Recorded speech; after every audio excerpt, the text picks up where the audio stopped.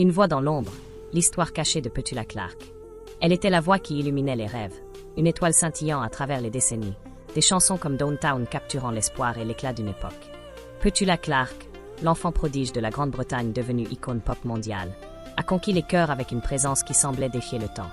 De ses performances royales pendant la Seconde Guerre mondiale au sommet des hit-parades en Europe et en Amérique, elle était partout, une figure rayonnante dont le sourire impeccable masquait une vie privée complexe. Derrière les mélodies enjouées et les succès intemporels se cachaient des amours intenses, des sacrifices douloureux, et une vérité indicible qui l'a suivie toute sa vie. Aujourd'hui, à 92 ans, Petula Clark brise enfin le silence, révélant l'histoire d'une femme qui a donné son enfance à une nation en guerre, son cœur à la musique, et une partie de son âme à une carrière qui ne lui a jamais laissé de répit. Plongeons dans le parcours d'une icône, de ses débuts sous les bombardements à son ultime confession sur une vie vécue sous les projecteurs. Une enfance volée par la guerre. Petula Sally Olwen Clark naît le 15 novembre 1932 à Epsom, dans le Surrey, à quelques kilomètres de Londres. Son enfance, loin des feux de la rampe, est marquée par les tumultes de la Seconde Guerre mondiale. À 7 ans, alors que la Grande-Bretagne entre en guerre contre l'Allemagne en 1939, Petula découvre un monde de rationnement, de sirènes anti-aériennes et de masques à gaz. Mais dans ce climat de peur, sa voix émerge comme une lueur d'espoir. Son père, Leslie Clark, infirmier de profession et découvreur de talent par passion, perçoit rapidement le don exceptionnel de sa fille. Il ne voit pas seulement une chanteuse, mais un symbole, une enfant capable d'apporter du réconfort à une nation en crise. En 1942, à seulement 9 ans, Petula fait ses débuts à la radio dans un programme de la BBC destiné à remonter le moral des troupes. Lors d'un enregistrement, un raid aérien menace d'interrompre l'émission. Alors que le chaos s'installe, la petite Petula, loin de céder à la panique, propose de chanter a cappella. Sa rendition de Mictilak à Rose résonne à travers les ondes, touchant les soldats et les civils. Ce moment, né sous les bombes, marque la naissance d'une étoile. Surnommée la chérie chantante par les soldats et la Shirley Temple britannique par la BBC, Petula devient une figure d'espoir. Elle se produit dans plus de 500 émissions radio pendant la guerre, chantant souvent depuis des abris anti-aériens ou des camps militaires, sa voix perçant la peur comme un rayon de soleil. Mais ce rôle de prodige a un coût. Tandis que ses camarades vivent une enfance ordinaire, Petula répète, enregistre et performe sans relâche. Les vacances d'été sont remplacées par des tournées, les jeux d'enfants par des micros. Plus tard, elle confiera avoir ressenti une profonde déconnexion avec le monde hors de la scène, un sentiment qui influencera sa relation avec ses propres enfants. À l'âge où d'autres découvrent l'insouciance, Petula apprend à servir une cause plus grande qu'elle, un sacrifice qui façonne sa vie entière. Du cinéma à la musique, une étoile en ascension. Au milieu des années 1940, alors que la guerre s'achève, Petula fait une transition fluide vers le cinéma britannique. À 12 ans, elle débute dans Medal Force Général, incarnant une écolière qui redonne un sens à la vie d'un général à la retraite. Ce rôle, symbolique, reflète sa réalité, apporter de l'espoir à un pays meurtri. Au cours de la décennie suivante, elle apparaît dans plus de 20 films, notamment dans la série populaire Huguette Family, partageant l'écran avec des légendes comme David Niven et Trevor Howard. Mais c'est la musique, et non le cinéma, qui va définir son héritage. En 1949, à seulement 17 ans, Petula enregistre son premier single commercial, puis hors chanson, Lucy, sous le label Polygon, une maison de disques créée par son père et Alan Freeman pour promouvoir sa carrière. Cette initiative audacieuse fait d'elle une femme d'affaires avant l'heure, un rôle rare pour une jeune artiste à l'époque.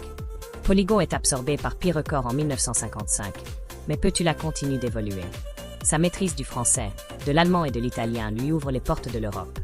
En 1954, son tube The Little Schumacher cartonne en Australie, marquant le début de sa carrière internationale. Pourtant, derrière les succès, Petula ressent le poids d'une vie qu'elle n'a pas vraiment choisie, mais qu'elle a suivie par devoir et talent.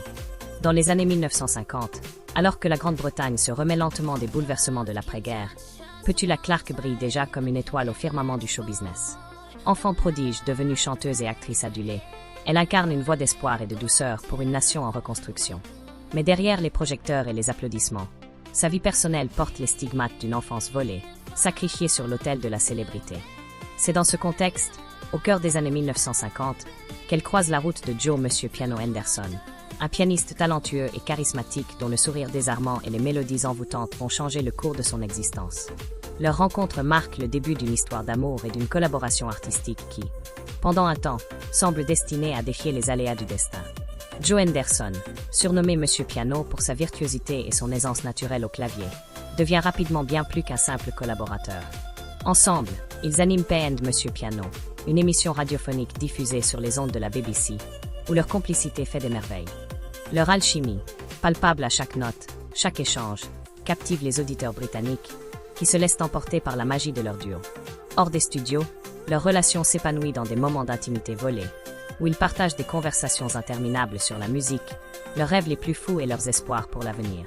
Petula, habituée à la pression d'une carrière précoce, trouve en Joe une âme sœur, un refuge dans un monde où elle est constamment sous les feux de la rampe. Les tabloïds, toujours à l'affût, ne tardent pas à s'emparer de leur histoire, murmurant des rumeurs de fiançailles imminentes. Les fans, eux, imaginent déjà un mariage digne d'un conte de fées, voyant en ce couple une parfaite harmonie entre talent et passion. Pourtant, sous la surface, des fissures commencent à apparaître. Joe, bien que dotée d'un talent indéniable, ne partage pas l'ambition dévorante de Petula. Alors qu'elle enchaîne les succès internationaux, conquérant des scènes toujours plus grandes et s'imposant comme une star mondiale, Joe se retrouve dans son ombre. Cette dynamique, bien que non dite au départ, devient une source de tension. « Je ne voulais pas être connu comme Monsieur Petula Clark », confiera-t-il des années plus tard, révélant une insécurité profonde qui le ronge. Pour Joe, être réduit à l'homme qui accompagne une icône en devenir est une blessure d'ego, un rappel constant de la différence de trajectoire entre leurs carrières.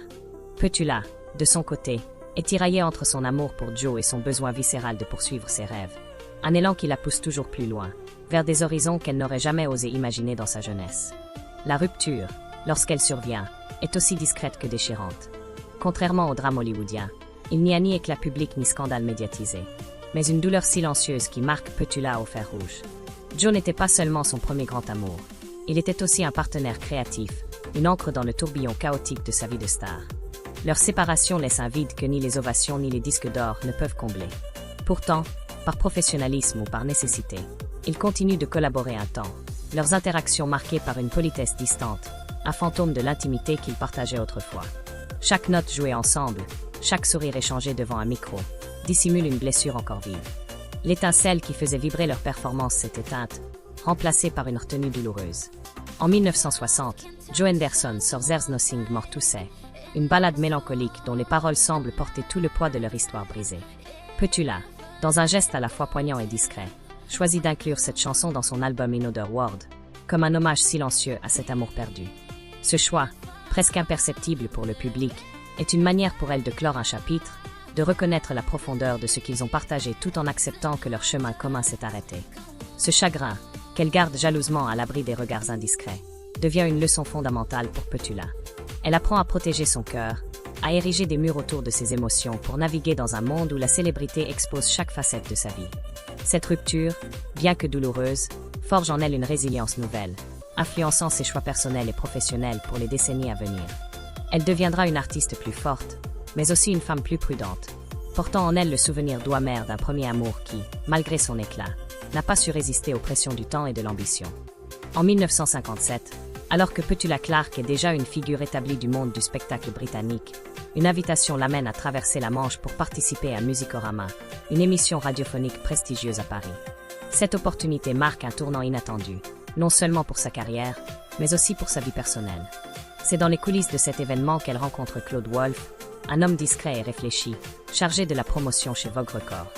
Contrairement à Joe Henderson, son ancien amour et partenaire musical dont la flamboyance et les insécurités avaient laissé des cicatrices, Claude n'appartient pas au monde des artistes. Réservé, intelligent et doté d'une présence apaisante, il offre à Petula une stabilité qu'elle n'avait jamais connue dans l'agitation incessante du show business. Leur rencontre, bien que dénuée de l'éclat dramatique des romances hollywoodiennes, pose les fondations d'une relation profonde, bâtie sur une connexion authentique et une compréhension mutuelle. Leur histoire d'amour se développe à l'abri des regards indiscrets, loin des projecteurs et des gros titres des tabloïds. À une époque où la vie privée des célébrités est scrutée avec une curiosité insatiable, Petula et Claude cultivent une intimité précieuse, faite de conversations tranquilles et de moments partagés dans l'ombre. Leur lien, qui s'épanouit lentement, contraste avec la frénésie de la carrière de Petula, alors en pleine ascension internationale. En 1961, leur relation aboutit à un mariage, une union qui symbolise un nouveau départ pour la chanteuse. Ensemble, ils choisissent de s'installer à Genève, en Suisse, un havre de paix loin des feux de la rampe et des pressions du monde du spectacle. Ce déménagement marque un changement radical pour Petula, qui aspire à construire une vie familiale stable tout en poursuivant ses ambitions artistiques. Avec Claude, elle donne naissance à 3 enfants, Barbara, Catherine et Patrick, qui deviennent le centre de son univers. La maternité, pour Petula, est une source de joie immense, mais aussi un défi de taille dans une industrie où les femmes sont souvent forcées de choisir entre carrière et famille. À une époque où la société attend des femmes qu'elles sacrifient leurs ambitions professionnelles pour se consacrer à leur rôle de mère, Petula refuse catégoriquement ce compromis. Déterminée à concilier ces deux mondes, elle continue d'enregistrer, de se produire sur scène et de conquérir de nouveaux publics. Cette détermination atteint son apogée en 1964, lorsque Downtown, une chanson composée par Tony Hatch, explose dans les classements mondiaux. Avec ses mélodies accrocheuses et son énergie vibrante, le single devient un phénomène, atteignant la première place des charts aux États-Unis et propulsant Petula au rang d'icône pop international. Ce succès, qui transcende les frontières, fait d'elle une pionnière, une artiste capable de rivaliser avec les plus grands noms de l'époque, de Barbra Streisand aux Beatles. Pourtant, derrière les lumières du succès, cette gloire fulgurante a un coût personnel. Les exigences d'une carrière au sommet, tournées interminables, sessions d'enregistrement à n'en plus finir, interviews, apparitions télévisées, éloignent Petula de sa famille. Les anniversaires manqués, les vacances annulées, les appels passés depuis des chambres d'hôtel impersonnelles deviennent une réalité douloureuse. Ses enfants, encore jeunes, grandissent dans l'ombre d'une mère souvent absente, et chaque séparation laisse une trace dans le cœur de Petula. Ma carrière ne s'est pas arrêtée quand je suis devenue mère, confiera-t-elle des années plus tard, avec une pointe de regret dans la voix, et je me demande parfois ce que cela leur a coûté. Ces mots trahissent une lutte intérieure, celle d'une femme déchirée entre son amour pour ses enfants et sa passion pour son art, entre son rôle de mère et celui d'icône mondiale. Son mariage avec Claude, bien qu'ancré dans une affection profonde, n'échappe pas aux tensions engendrées par ce mode de vie. Les absences répétées de Petula, les pressions de la célébrité, et les défis d'élever 3 enfants dans un environnement aussi instable mettent leur relation à l'épreuve. L'amour passionné des débuts s'estompe peu à peu, laissant place à un partenariat solide, mais moins romantique, bâti sur le respect mutuel et une compréhension partagée des sacrifices nécessaires. Claude, avec son calme et sa patience, devient le pilier qui permet à Petula de poursuivre ses rêves tout en maintenant un semblant d'équilibre familial. Il accepte son rôle en coulisses, soutenant sa femme sans chercher à briller à ses côtés, une attitude qui contraste avec les insécurités de Joe Henderson. Pourtant, même cette solidité ne peut effacer les moments de doute et de solitude qui jalonnent leur parcours commun. Ce chapitre de la vie de Petula, marqué par l'amour, la maternité et un succès fulgurant, illustre sa résilience et son refus de se conformer aux attentes de son époque. Avec Claude à ses côtés, elle construit une vie où l'ambition et la famille coexistent, même au prix de sacrifices douloureux.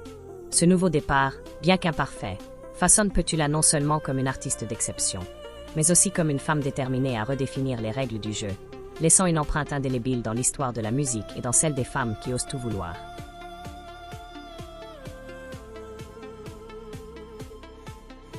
Dans les années 1950 et 1960, alors que le monde de la musique est en pleine effervescence, Petula Clark ne se contente pas de briller sur les scènes britanniques et américaines. Avec une audace et une polyvalence rares, elle s'impose comme une véritable étoile européenne, transcendant les frontières linguistiques et culturelles pour conquérir des publics à travers le continent. Dès le milieu des années 1950, la France, en particulier, tombe sous son charme. Avec des succès comme Cœur blessé, Yaya Twist et Chariot, une chanson qui sera plus tard adaptée en I Will Follow Him par Little Peggy Marsh, Petula s'ancre dans le cœur des Français. Son accent impeccable, qu'elle peaufine avec une précision presque académique, et son charisme naturel font d'elle bien plus qu'une visiteuse étrangère. Elle devient une figure adoptée, presque une compatriote, que le public hexagonal célèbre comme l'une des siennes. Cette capacité à s'intégrer dans une culture différente, tout en restant fidèle à son identité, témoigne d'un talent unique et d'une sensibilité artistique hors du commun. En France, Petula ne se contente pas de chanter. Elle tisse des liens profonds avec des figures emblématiques de la scène musicale. Ses collaborations avec des géants comme Charles Aznavour et Serge Gainsbourg, dont les styles contrastés enrichissent son répertoire, marquent les esprits. Elle devient une habituée des plateaux de télévision et des studios de radio, où son aisance et son élégance captivent les spectateurs. Chaque apparition est une démonstration de sa versatilité, passant avec une fluidité déconcertante des ballades mélancoliques aux rythmes enjoués du yéyé. Pourtant, contrairement à beaucoup de ses contemporains britanniques, qui se laissent volontiers happer par la frénésie de la célébrité, Petula adopte une approche résolument différente. Elle fuit les feux des projecteurs inutiles, décline les interviews superficielles et protège jalousement sa vie privée, refusant de se plier au jeu de la surexposition médiatique. Cette retenue, à une époque où la célébrité exige souvent de tout dévoiler, fait d'elle une anomalie fascinante dans le monde du spectacle. Cette quête d'authenticité trouve un écho dans sa vie personnelle. Installée en Suisse, dans une maison nichée près des rives paisibles du lac Léman, Petula découvre un havre de paix qui contraste avec l'agitation de sa carrière. Ce cadre idyllique, loin des regards indiscrets, lui offre un espace où elle peut se ressourcer et se reconnecter à l'essentiel. Les week-ends passés dans un chalet rustique des Alpes françaises, entouré de paysages grandioses et préservés des paparazzis, deviennent des moments précieux. Ces escapades, souvent partagées avec sa famille, lui permettent de retrouver un équilibre, de respirer loin du tumulte incessant des tournées et des obligations professionnelles. C'est dans ces instants de simplicité qu'elle puise la force de poursuivre son ascension, tout en restant fidèle à ses valeurs. L'ambition de Petula ne se limite pas à la France. Avec une audace qui défie les conventions de l'époque, elle enregistre des chansons en italien, en allemand et en espagnol, adaptant son style pour captiver des publics à Rome, Berlin, Madrid et Bruxelles. Chaque performance, qu'elle soit dans un théâtre intimiste ou une salle de concert prestigieuse, est marquée par son engagement total et sa capacité à communiquer une émotion universelle, quelle que soit la langue. À une époque dominée par la British Invasion, portée par des groupes comme les Beatles et les Rolling Stones, Petula se distingue par son approche singulière. Là où d'autres cherchent la domination des classements et la validation des critiques, elle construit un empire musical discret, presque souterrain, qui repose sur la qualité de son travail plutôt que sur la quête effrénée de la gloire. Cette indépendance, particulièrement remarquable pour une femme dans les années 1960, est le reflet de sa force intérieure et de sa vision claire de ce qu'elle veut accomplir. Petula Clark incarne ainsi une figure rare, une artiste qui, tout en conquérant le monde, refuse de se plier à ses dictats. Son succès en Europe, bâti sur une combinaison de talent brut, de travail acharné et d'une intégrité farouche, fait d'elle une pionnière. Elle prouve qu'il est possible de briller à l'international sans sacrifier son authenticité ni sa vie privée. À travers ses chansons, ses collaborations et son mode de vie, Petula redéfinit ce que signifie être une étoile, non seulement pour son époque, mais pour les générations futures, laissant un héritage qui continue de résonner bien au-delà des frontières. En 1968, alors que les États-Unis sont secoués par des bouleversements sociaux et des luttes pour les droits civiques, Petula Clark entre dans l'histoire, non pas grâce à une nouvelle chanson ou à un succès au box-office, mais par un geste d'une simplicité désarmante qui résonnera bien au-delà des studios de télévision. Lors de l'enregistrement de son émission spéciale Petula pour la chaîne NBC, elle partage la scène avec Harry Belafonte, une icône de la musique et une figure centrale du mouvement des droits civiques. Ensemble, ils interprètent On the Path of Glory, une ballade empreinte d'espoir et d'humanisme. Dans un moment spontané, porté par l'émotion de la performance, Petula pose délicatement sa main sur le bras de Belafonte. Ce geste, anodin en apparence, va déclencher une tempête, révélant les tensions raciales profondes qui fracturent encore l'Amérique de l'époque. Le sponsor de l'émission, Chrysler, géant de l'industrie automobile, voit dans ce contact physique une menace potentielle. À une époque où la ségrégation raciale reste une réalité dans de nombreuses régions, particulièrement dans le Sud, l'idée d'une femme blanche touchant un homme noir à l'écran est jugée explosive. Les dirigeants de Chrysler, craignant une réaction hostile du public sudiste et une possible chute de leurs ventes, exigent que la scène soit supprimée avant la diffusion. Cette demande, formulée avec l'autorité d'un sponsor tout-puissant, reflète les normes conservatrices et les préjugés d'une partie de la société américaine, où un simple geste de camaraderie peut être perçu comme une provocation. Mais Petula, soutenue par son mari Claude Wolff, refuse de se plier à cette injonction. Leur réponse est sans équivoque. La scène passe telle qu'elle, ou pas du tout. Cette prise de position, ferme et non négociable, est un acte de courage rare dans un milieu où les pressions commerciales dictent souvent les décisions artistiques. Face à la détermination de Petula et Claude, Chrysler finit par céder. L'émission est diffusée sans aucune modification, marquant un moment historique. Pour la première fois à la télévision américaine, un sponsor est contraint de plier face à une question de contact interracial. Ce geste, bien que modeste, devient un symbole puissant pour les défenseurs des droits civiques, qui y voient une affirmation de l'égalité et de l'humanité dans un contexte de division. La scène, vue par des millions de téléspectateurs, transcende le cadre d'une simple émission musicale pour devenir un acte de résistance culturelle. Un rappel que l'art peut défier les barrières et provoquer le changement, même à petite échelle. Pour beaucoup, Petula Clark, déjà admirée pour son talent, gagne une nouvelle dimension en tant que figure d'intégrité et de conviction. Cependant, ce moment de triomphe n'est pas sans conséquences. Dans les coulisses de l'industrie télévisuelle, Petula devient une figure inconfortable pour certains. Des chaînes américaines, sensibles aux pressions des annonceurs et des publics conservateurs, commencent à réduire ses apparitions. Sa visibilité, si florissante après le succès de Downtown, s'amenuise discrètement. Invitation à des émissions populaires, contrats pour des spéciales télévisées, opportunités de promotion. Tout cela se raréfie, comme si l'industrie cherchait à la punir en silence pour son audace. Je pensais que la musique transcendait tout, confiera-t-elle plus tard, une pointe d'amertume dans la voix. Cette expérience lui ouvre les yeux sur la réalité brutale des tensions raciales aux États-Unis. un pays qu'elle avait d'abord perçu à travers le prisme de son succès universel. L'idéalisme qui l'animait, cette croyance en la capacité de l'art à unir les gens, est ébranlé par la prise de conscience que même la musique ne peut échapper aux préjugés profondément enracinés. Cet épisode marque un tournant dans la vie de Petula. Déjà naturellement réservée, elle renforce sa prudence vis-à-vis de l'industrie du spectacle. Consciente des répercussions que peuvent avoir ses choix, elle redouble d'efforts pour protéger sa vie privée et contrôler son image publique. Chaque décision, qu'il s'agisse d'accepter un projet ou de s'exprimer sur un sujet sensible, est désormais pesée avec une minutie accrue. Cette méfiance, bien que protectrice, reflète aussi une certaine désillusion face à un monde qui, malgré ses applaudissements, peut se montrer impitoyable envers ceux qui osent défier ses conventions. Pourtant, loin de la briser, cet épisode renforce la détermination de Petula à rester fidèle à ses valeurs. Son geste de 1968, bien qu'il lui ait coûté une partie de sa visibilité aux États-Unis, demeure une page essentielle de son héritage, un témoignage de son courage et de sa capacité à faire entendre sa voix, non seulement à travers ses chansons, mais aussi à travers ses actes. Une réinvention sur scène. À partir des années 1970, Petula se tourne vers le théâtre, cherchant un médium où elle peut s'exprimer sans les pressions de la pop. Elle brille dans The Sound of Music, incarnant Maria avec une tendresse forgée par l'expérience, et dans Sunset Boulevard, où elle donne vie à Norma Desmond avec une intensité poignante. Le théâtre lui offre une stabilité émotionnelle, un espace où elle peut raconter des histoires plutôt que d'incarner une star. Ses albums deviennent plus introspectifs, mêlant chansons françaises, ballades et airs dramatiques. Elle ne court plus après les hits, mais chante ce qui résonne avec la femme qu'elle est devenue. Même dans ses 80 ans, Petula reste active. En 2019, elle joue dans Mary Poppins à Londres, interprétant Feel the Buzz avec une émotion qui émeut le public. Les applaudissements célèbrent non seulement sa voix, mais sa résilience, sa dignité et son refus de plier face aux pressions. Ce n'est qu'à l'approche de ses 90 ans que Petula Clark commence à parler ouvertement de sa vie intérieure. Dans des interviews rares, elle évoque le coût émotionnel d'une carrière sans fin, le temps perdu avec ses enfants, l'éloignement progressif avec Claude, et le poids d'une image toujours contrôlée. En 2013, elle révèle discrètement que son mariage avec Claude, bien que durable, a perdu sa flamme romantique. Claude décède en mars 2024, laissant Petula seule à 92 ans.